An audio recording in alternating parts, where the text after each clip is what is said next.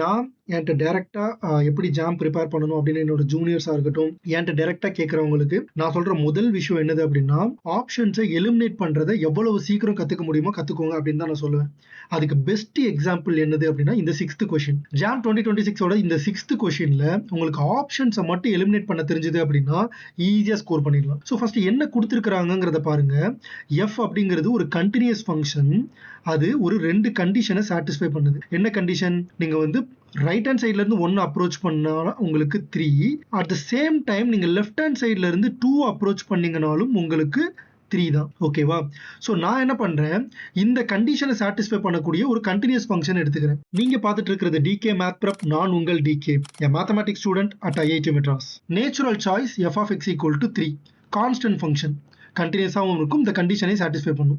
இதை வச்சுட்டு எத்தனை ஆப்ஷன்ஸ் எலிமினேட் பண்ண முடியுதுன்னு பாருங்க. ஃபர்ஸ்ட், இந்த ஃபங்க்ஷன் பவுண்டடான்னு கேட்டா yes, it is bounded. Okay, இந்த ஃபங்க்ஷன் வந்து bounded. Okay, and second of all இதுக்கு மேக்ஸிமம் எக்ஸிஸ்ட் ஆகுமா? எஸ், மேக்ஸிமம் எக்ஸிஸ்ட் ஆகும். மினிமம் எக்ஸிஸ்ட் ஆகுமா? எஸ், மினிமம் எக்ஸிஸ்ட் ஆகும். ஓகேவா?